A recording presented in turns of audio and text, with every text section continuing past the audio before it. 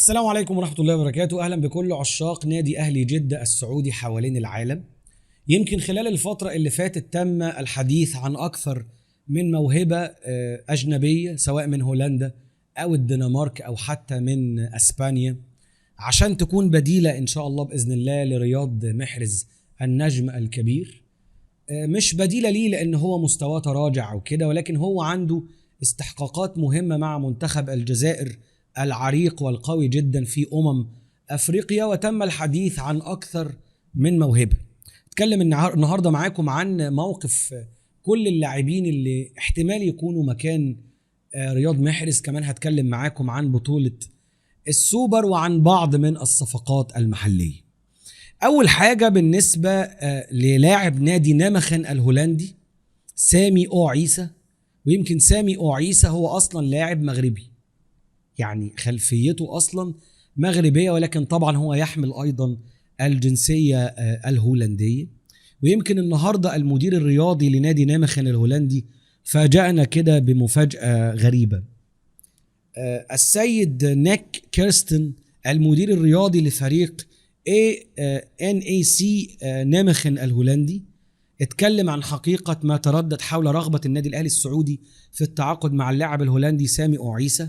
وقال كريستن في تصريحات خاصة لموقع 365 سكورز: لم يصلنا أي عرض رسمي من الأهلي السعودي بشأن التعاقد مع لاعبنا سامي أو عيسى.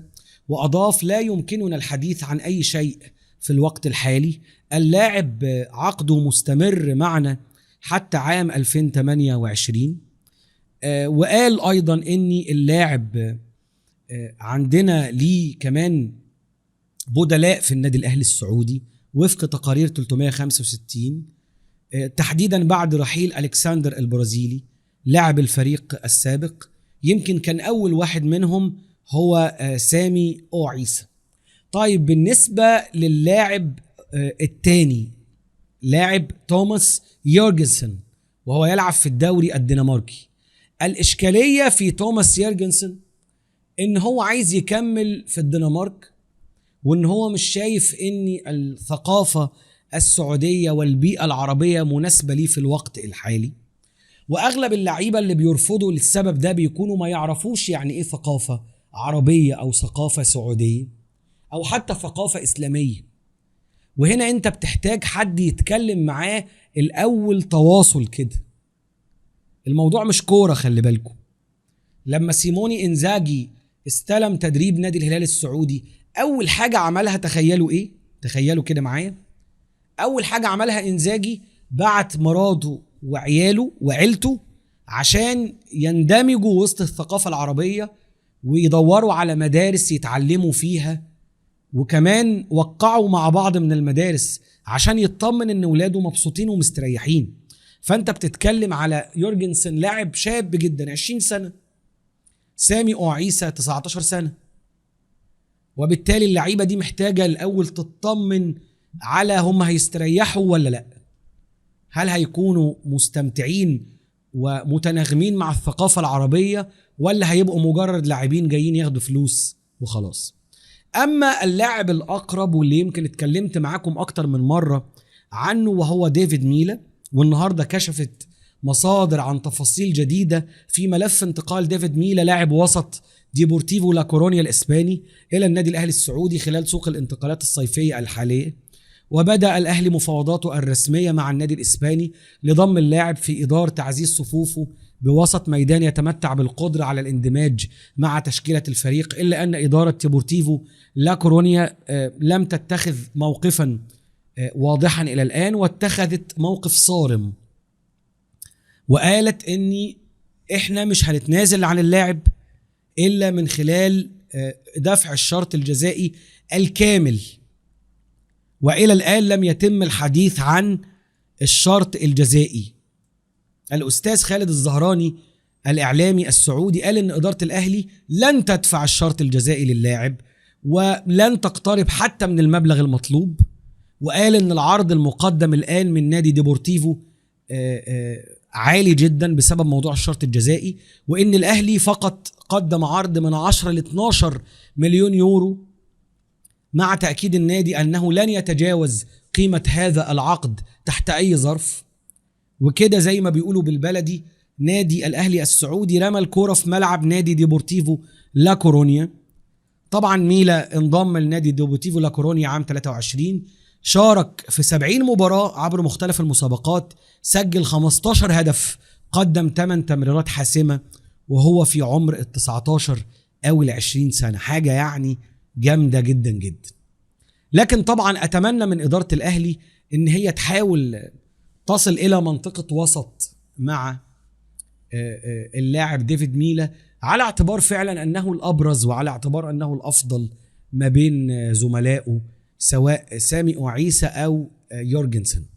بالنسبة لحارس المرمى الجديد للأهلي أحمد الرحيلي، ويمكن اتكلمت معاكم أكتر من مرة، ولكن النهاردة أكدت مصادر من داخل النادي الجداوي أن النادي الأهلي السعودي لم يتواصل مع نادي الاتفاق بشأن الحصول على خدمات أحمد الرحيلي، وهم بيدوروا على خيار آخر، وإن هم نادي الاتفاق مش هينقل أحمد الرحيلي للنادي الأهلي احتراما للجماهير الفريق، واحتراما كمان لجماهير الاتفاق، واحتراما لجماهير الرائد السعودي.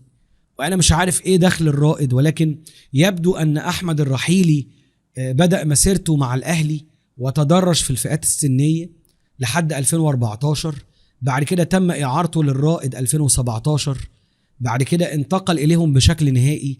ففكرة إن اللاعب ينتقل للأهلي النادي الأصلي بتاعه إيه مشكلتها؟ طيب ما هو أصلا لاعب في الأهلي أحمد الرحيلي، يعني مش قادر أفهم. ولكن إجمالا النادي الأهلي بيدور لحد دلوقتي على بديل لإدوارد مندي حارس المرمى، ويمكن النهاردة عملوا تصويت في النادي الأهلي بشأن مين هيكون قائد الأهلي في الفترة المقبلة، وكانت نتيجة التصويت للاعب الأهلي السعودي إدوارد مندي، وهيتم منحه شارة القيادة في الفترة المقبلة طبعا بعد رحيل روبرتو فيرمينو. أعتقد أن الأمر خاضع للأولوية السنية مش لأولوية أخرى يعني، إلا أنني أرى أن الأفضل هو رياض محرز طبعا بكل تأكيد، ولكن إدوارد مندي هو الأكثر أو الأعلى سنا من رياض محرز. وفي النهاية هو مكان شرفي، يعني حاجة شرفية يعني ملهاش أي إضافة على دور اللاعب. أيضا النادي الأهلي النهاردة كان بيحاول أخذ أو الحصول على توقيع من الموهبة السعودية عواجي علواني مدافع نادي الشباب، وكان محل اهتمام الأهلي. وأكد الصحفي صالح عمر الأحمد أن الأهلي نجح في الاتفاق بشكل نهائي مع اللاعب صاحب 18 سنة على تمثيل قلعة الكؤوس بداية من الموسم المقبل ولمدة 3 سنين، واتفق معاه نهائيا.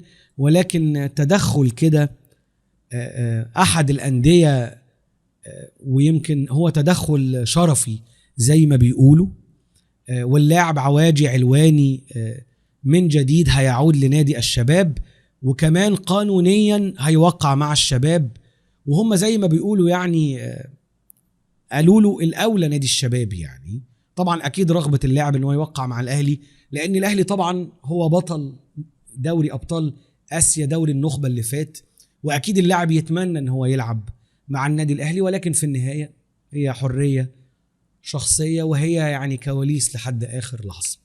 أيضا كل الصحف النهاردة بتتكلم على أن الأهلي سافر والحمد لله إلى هونج كونج في الصين، ويمكن أبو الشمات النهاردة صوره متصدرة صفحة الأهلي السعودي وصفحات الأهلي السعودي على تويتر، وبيقولوا إن هو هيكون من أهم اللعيبة اللي هيكون لهم دور بارز في مباراة القادسية وفي السوبر عامة وفي دوري روشن إن شاء الله بإذن الله الموسم المقبل بإذن الله، وطبعا دوري أبطال آسيا، وبالتوفيق للجميع.